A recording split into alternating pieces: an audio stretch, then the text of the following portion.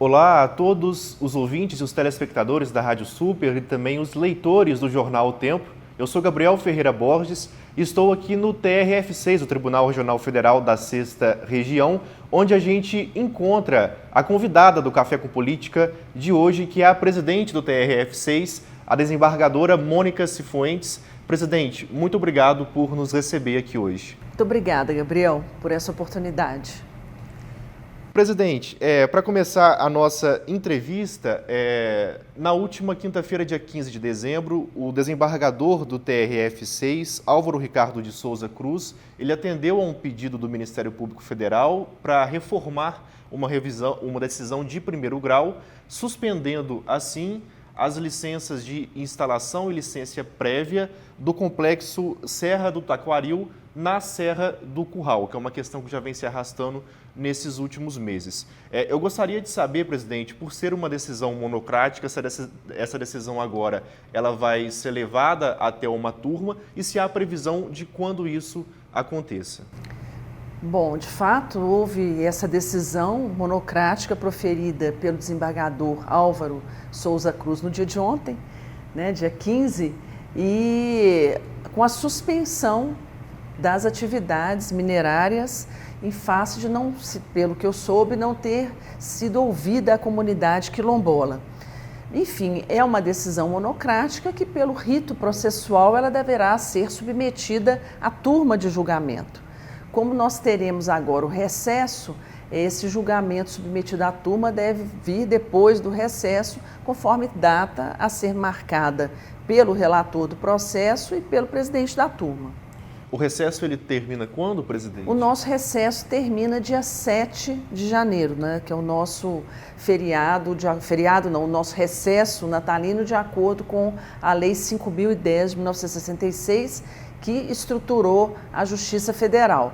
Após esse período, considerando que o Código de Processo Civil também aumenta, né, esse período pelo menos para as atividades de decisões, assim, de sessões de julgamento até o dia 20, então eu acredito que deve ser depois do dia 20 de janeiro. Presidente, o TRF6, de alguma maneira, ele já foi provocado ou então pensou em até instalar uma mesa de conciliação para entrar nesse impasse que vem se desdobrando entre principalmente ONGs e movimentos sociais de um lado e governo de Minas de outro, a respeito da Serra do Curral? Ainda não fomos procurados para esse tipo de mediação, uma vez que o relator do caso está cuidando, né, do mesmo e, obviamente, as decisões judiciais que forem proferidas serão submetidas a recurso. Mas o TRF6, com essa nossa vocação, né, para essas questões de mediação, de justiça restaurativa e conciliação, provavelmente será procurado também. Ainda em meio ambiente, presidente, também falando de conciliação, no início desse mês o TRF6 ele sediou justamente uma reunião de conciliação entre lideranças de povos originários das etnias Tupiniquim, Guarani e Guarani-Tupi e também da Fundação Renova no âmbito das discussões a respeito da reparação do desastre de Mariana, né? E até onde eu fiquei sabendo, foram acertados 3 acordos nessa audiência de conciliação, sendo que um deles era o pagamento de parcelas atrasadas da Fundação Renova a essas etnias, às famílias dessas etnias. Também uma auditoria em valores já pagos foi acertado. Eu gostaria de saber exatamente qual que tem sido o papel do TRF6 nessas discussões envolvendo Mariana, até pelo fato de o tribunal, a corte, ter sido instalada há pouco tempo, né, em agosto. Gabriel, de fato, você veja como que a questão ambiental em Minas é uma questão importantíssima, premente, né? Nós, por sermos essa tradição de Estado minerário, de Estado que tem tradição na mineração, a questão do meio ambiente, obviamente, está correlata com isso. No tocante à questão, ao problema de Mariana, o Dr. Michael, que é o juiz da causa, originário da causa, está tocando, inclusive, esse acordo a que você se referiu, foi feito sob a presidência dele, uma vez que ele é o juiz responsável por tocar essa ação. No tocante a um aspecto mais amplo, que seria de todo o acordo, o que nós temos notícia é que o acordo está caminhando entre as autoridades e as empresas envolvidas, num sentido quase de que uma repactuação, como estava sendo feita antes sob a tutela do CNJ. Ora, o tribunal aqui da 6ª Região, ele é, segundo decisão do Superior Tribunal de Justiça, do ministro Og Fernandes, ele é o foro, vamos dizer assim, universal para as questões relativas ao caso de Mariana. Então, claro que o TRF6 ele terá um protagonismo nessa questão toda, mas nós estamos aguardando o resultado desses acordos que estão sendo feitos, que inclusive o prazo previsto para o término seria o dia de hoje, mas eu ainda não tenho notícia agora, nesse momento, de como se terminou ou não, ou se ainda vai prosseguir. Então, até onde eu entendi, embora o TRF6 seja considerado o foro universal para essa questão, a Corte ainda está cautelosa, até acompanhando para ver se vai haver de fato um desfecho desse caso, desse acordo de reparação ainda neste ano, ou então se vai se prolongar para o ano que vem, para aí então o TRF6 talvez tomar outra postura ou acompanhar. Não, veja bem, a nossa postura aqui é sempre jurisdicional, então o caso está sob responsabilidade do juiz da 4ª Vara, que é o juiz Maico, e ele está conduzindo o caso normalmente. Esse acordo que está sendo feito, ele é paralelo a esta ação judicial. Todos os processos de Mariana estão aqui na Justiça, ou pelo menos a maior parte deles. Há alguns também tramitando perante a Justiça Estadual na comarca de Mariana e perante o Tribunal de Justiça de Minas Gerais. O que nos diz respeito aqui à área federal está todo centralizado aqui. Essa mediação ou esse acordo que está sendo resolvido, ele é paralelo ao processo judicial. Então, não tem, vamos dizer assim, relação. Nós estamos aqui, obviamente, o Dr. Maico, ele está tocando o processo, mas esse acordo paralelo, ele terá impacto, sim, nas nossas decisões judiciais aqui. Então, é nesse momento que o tribunal vai entrar. Quando nós observarmos o resultado dessa mediação e vemos como que isso impacta as decisões judiciais. Porque também esse acordo que está sendo feito na mediação, para ele ter validade jurídica, ele terá que ser homologado pelo juiz da causa. Porque só quando ele é homologado pelo juiz é que ele tem os efeitos e o impacto nas ações judiciais. Acordos de reparação nos moldes desse que vem sendo construído de Mariana e também no que já foi construído a respeito de Brumadinho, juridicamente, desembargadora, eles são normalmente avaliados como uma boa saída para casos assim, quando envolvem, por exemplo, iniciativa privada e poder público, e nesse caso especificamente envolvem incidentes? Olha, Gabriel, eu diria o seguinte, pela experiência não só brasileira, como também mundial nesse assunto, e a gente pode citar aqui vários exemplos, né? Os acordos, nesses casos de grandes desastres, eles são a melhor solução. Porque uma ação judicial, ela pode se desenrolar durante muitos anos em face de perícias, em face de habilitação de pessoas. Então, esses acordos, nesse tipo de ação, eles são sempre muito bem-vindos. Tal como foi exitoso o caso de Brumadinho, no tocante à reparação, no tocante à administração dos prejuízos, nós esperamos que esse acordo de Mariana também tenha assim, o mesmo êxito, às vezes até um êxito maior. Presidente, agora voltando um pouco para a instalação do TRF6, né? Até para relembrar os nossos ouvintes, o TRF6 ele foi criado, se eu não me engano, ainda no ano passado, mas instalado nesse ano, no último mês de agosto, né? Então, e a senhora, na instalação, foi empossada como presidente do tribunal. Presidente, uma das críticas que houve ao desmembramento, né, do TRF1 criando o TRF6 foi o fato de o TRF6 atender exclusivamente às demandas do Estado de Minas Gerais. Eu gostaria que a senhora esclarecesse o porquê que o TRF6 atende apenas a um estado, né, ao contrário dos outros 5 tribunais regionais? De fato, essa é uma pergunta bem interessante, porque como é que pode ser regional de um estado só? Eu diria que isso foi mais uma opção política. De fato, né, nós poderíamos estar aí com outros estados, com Goiás, né, com o estado da Bahia, mas a situação política propiciou a criação de um tribunal só aqui em Minas. E a gente deve dizer até que, por exemplo, a Justiça do Trabalho, ela tem um modelo em que os tribunais regionais eles são situados em cada estado da federação. Não é que a Justiça Federal queira seguir esse modelo, mas o fato é que o impacto das ações de Minas no TRF1 estavam justificando a criação de um tribunal aqui. Você veja que em determinado momento, quando nós fomos criados, esse número estava em torno de 43%, mas quando se iniciaram os estudos para a criação do tribunal, chegou-se a 60% das ações do TRF1 serem originárias de Minas Gerais. Então isso é um número absurdo em face do quantidade de processos, do quantitativo de processos que o TRF1 tem sobre a sua responsabilidade. O que acontecia? Os processos de Minas, que são dessa magnitude, veja, processos previdenciários nossos aqui, nós temos muitos. Eles impactavam demais o TRF1, sendo que o julgamento ele era, como se diz assim, ele era diluído no meio dos outros processos.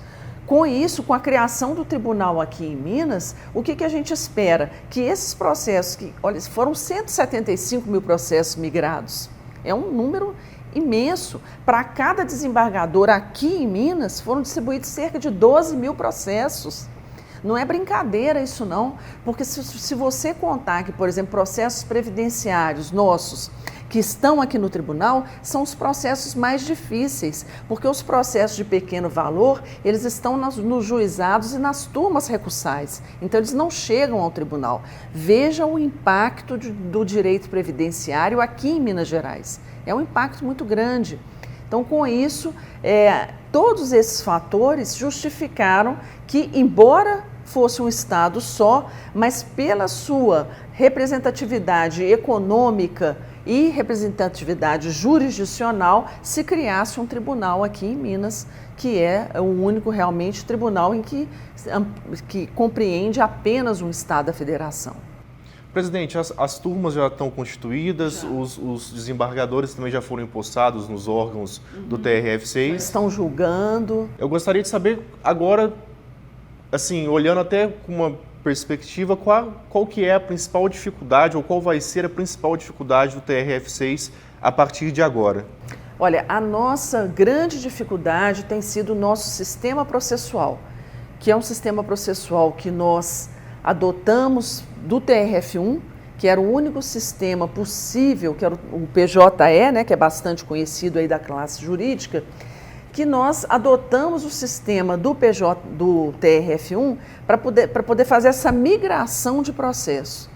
No entanto, quando instalado aqui, o que nós verificamos e que os advogados têm reclamado também é um sistema processual que causa muitas falhas, que tem muitas quebras de continuidade no seu funcionamento, que tem travado o andamento dos processos. Tanto é que na sessão de ontem, nós resolvemos, a corte, né, em peso, resolveu alterar o nosso sistema processual. Nós agora, a partir do começo do ano, vamos começar esse trabalho, que é um trabalho paulatino, de adoção do sistema processual do TRF da 4ª região, que é um sistema desenvolvido pela 4ª região, que hoje é adotado em vários tribunais, TRF da 4ª, que é o sul do país, o TRF da 2ª, que é o estado do Rio de Janeiro e do Espírito Santo, com muito êxito. É um sistema realmente que oferece muitas ferramentas para que o processo flua com mais facilidade. Então, essa decisão de ontem aqui no tribunal foi uma decisão extremamente importante para nós, porque vai possibilitar que nós adotemos esse novo sistema processual e já que nós fomos criados como um tribunal de inovação, um tribunal digital, nós temos de utilizar as melhores ferramentas. E hoje, no Brasil, a melhor ferramenta é a do EPROC, que é a desenvolvida pelo TRF da 4ª, que inclusive foi o único tribunal, e a gente deve prestar essa homenagem ao Tribunal da 4ª Região, que é os estados do Rio Grande do Sul, Paraná e Santa Catarina, que desenvolveram essa ferramenta, que foi o único no Conselho Nacional de Justiça que recebeu o prêmio Diamante de qualidade, pela qualidade dos serviços dele prestados. Olha, Gabriel, se nós estamos sendo instalados agora, quem que nós devemos imitar? Não é os melhores? Então nós devemos trazer para nós a experiência dos melhores tribunais. E atualmente o melhor Tribunal Regional Federal é o da 4ª Região. E nós falamos com ele, ó, brevemente seremos nós.